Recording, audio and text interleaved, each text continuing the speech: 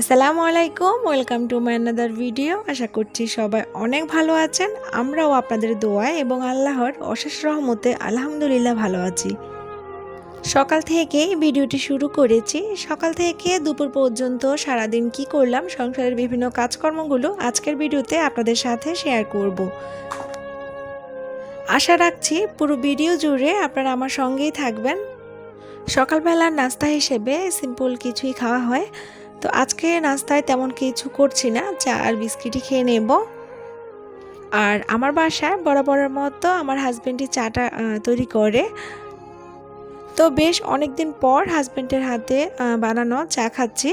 যেহেতু অনেক দিন বাড়িতে ছিলাম, প্রায় 1 মাসের মতো, তো এই ফাঁকে তো আর খাওয়া হয়নি। সত্যি বলতে যখন বাড়িতে থাকি তখন আমার নিজের সংসারের অনেক কিছু আমি মিস করি, আর যখন আমার সংসারে থাকি তখন বাড়ির সবাইকে, বাড়ির বিভিন্ন জিনিস আমি মিস করি। এটাই আসলে স্বাভাবিক, কোনোটাকে ছেড়ে আসলে থাকা সম্ভব না। যতই বাড়িতে ভালো লাগুক না কেন, নিজের সংসার ছেড়ে আসলে বেশি দিন থাকাটা আসলে সম্ভব না, থাকতে পারি না। যাই হোক, আমি চা দিয়ে টোস্ট খেতে খুবই পছন্দ করি, আর বরাবরের মতোই এই টোস্ট দিয়ে আমি চা খাই। আমার কাছে বেশ ভালো লাগে। তো সকালবেলা নাস্তা শেষে দুপুরে রান্নার আয়োজন চলছে। আজকে রান্না বান্না ওইভাবে আর শেয়ার করছি না, যেহেতু অন্যান্য অনেক কাজ রয়েছে, তো খুব ঝটপট রান্নাটা সেরে নেব। যেহেতু অনেক দিন পর বাড়ি থেকে এসেছি, বাসার অন্যান্য অনেকগুলো কাজ রয়ে গিয়েছে, তো সবগুলো কাজই আমি একটু একটু করে সেরে নিচ্ছি। আমার যেহেতু ছোট ছোট বাচ্চারা রয়েছে, তো বাচ্চাদের সামলিয়ে সংসারের ভারী ভারী কাজগুলো আসলে একদিনে করা সম্ভব হয়ে ওঠে না। তো এজন্য দেখা যায় আমি সময় সুযোগ বুঝে তারপর ভারী কাজগুলো করি। আর আরিয়ার পাপা যেহেতু আমাদের সময় দিতে পারছে না, ইদানিং খুবই ব্যস্ত সময় পার করছে, তো এজন্য দেখা যায় সংসারের ভারী কাজগুলো আমার একা হাতেই করতে হয়।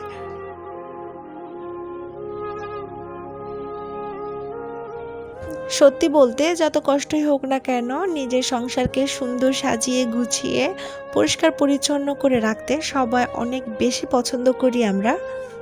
যত ঝামেলাই হোক না কেন, কষ্ট করে হলেও সংসারটাকে সুন্দর করে গুছিয়ে রাখলে মনে এক অন্যরকম প্রশান্তি কাজ করে। মাঝে মধ্যেই দেখা যায় আমি তেমন কোনো কাজ করি না, অনেকটা রিল্যাক্সে থাকি।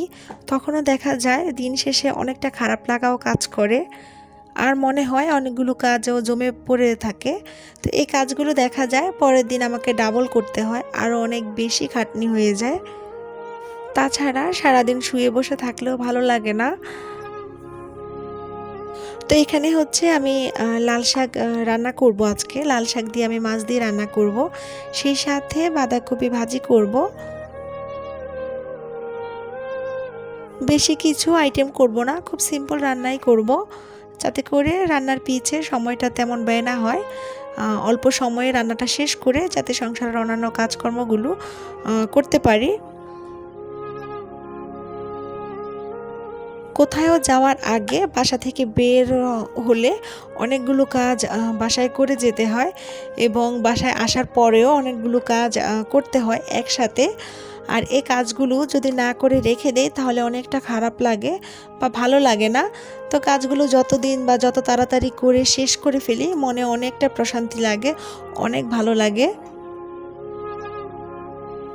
তো রান্নাবান্না শেষে আমি আমার বারান্দা বাগানে চলে এসেছি। বারান্দা বাগানে কিছু টুকিটাকি কাজ করব, যেহেতু অনেক দিন ছিলাম না বাসায়, তো একটু টুকিটাকি কাজ রয়ে গিয়েছে। সেই সাথে বারান্দাটাকে একটু ক্লিন করতে হবে।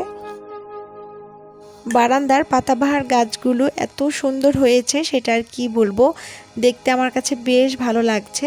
তো এখান থেকে আমি নতুন করে কিছু গাছ রোপণ করব। তো এখানে আমি 2টা গাছ নিয়েছি, আর 2টা গাছ আমি নতুনভাবে রোপণ করব ছোট টবে। তো এখানে আমি ছোট টবের মধ্যে আমার আগে থেকে যেহেতু মাটিটা রেডি করা ছিল, তো এই জন্য তেমন একটা ঝামেলা করতে হয়নি। তো এই যে দেখতে পাচ্ছেন যে ছোট টবটা আমি সাজিয়ে নিচ্ছি। এই টবটা আমি আমার রান্নাঘরে রাখবো। আমার ছোট মেয়ে আমার পাশেই আছে, তো ও টুকটাক সাউন্ড করছে, আপনারা প্লিজ ক্ষমা সুন্দর দৃষ্টিতে দেখবেন। আসলে বাচ্চাদের চাইলেও দূরে সরিয়ে রাখা যায় না, আর তেমন সময় সুযোগ পাই না বলে আসলে অন্য সময়ের ভয়েস দিতে পারি না। তো আপনারা দয়া করে কিছু মনে করবেন না, আশা করি আপনারা আমার ব্যাপারটা একটু বুঝতে পারবেন।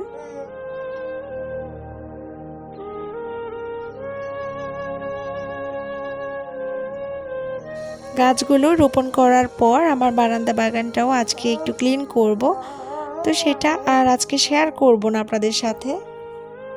ছোট বাচ্চাদের রেখে যে কোনো কাজই করি অনেকটা তাড়াহুড়ো করে, আর ক্যামেরা অন করতে গেলে দেখা যায় অনেকটা সময় লেগে যায়।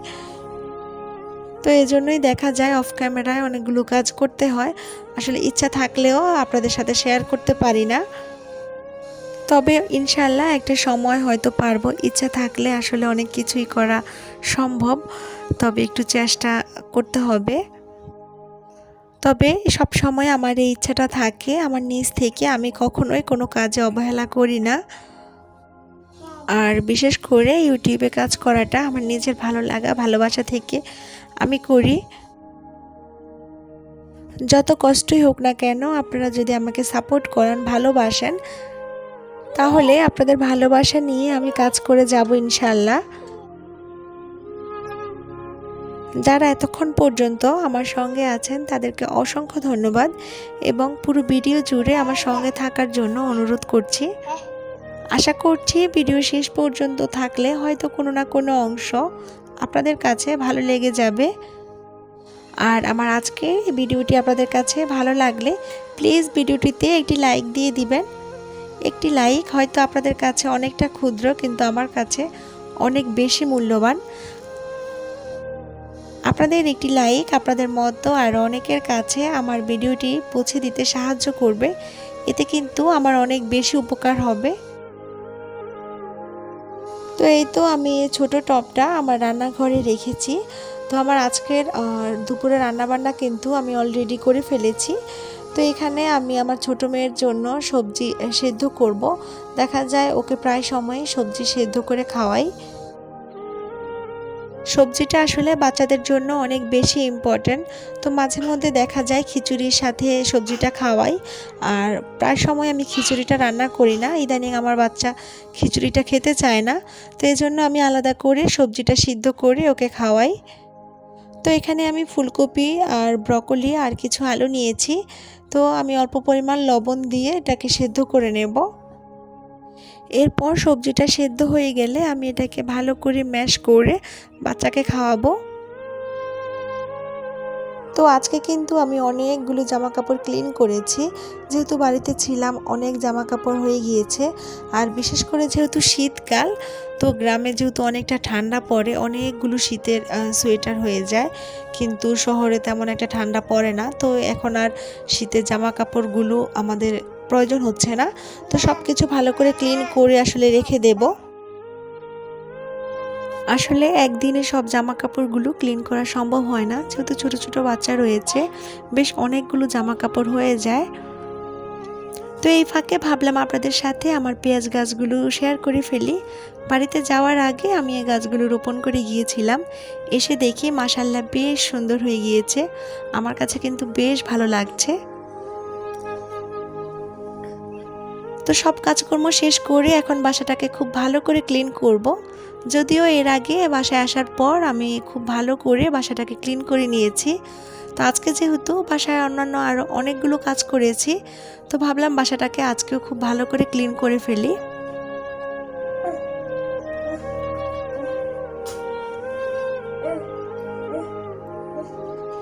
দেখতে দেখতে ভিডিওর একদমই শেষ পর্যায়ে চলে এসেছি। যারা ভিডিও শেষ পর্যন্ত আমার সঙ্গে আছেন তাদেরকে অসংখ্য ধন্যবাদ। আশা রাখছি আমার আজকের এই ভিডিওটি আপনাদের কাছে বেশ ভালো লেগেছে। ভিডিওটি ভালো লাগলে একটা লাইক করবেন, এবং আমার চ্যানেলে যদি নতুন হয়ে থাকেন তাহলে প্লিজ আমার চ্যানেলটিকে একটু সাবস্ক্রাইব করবেন।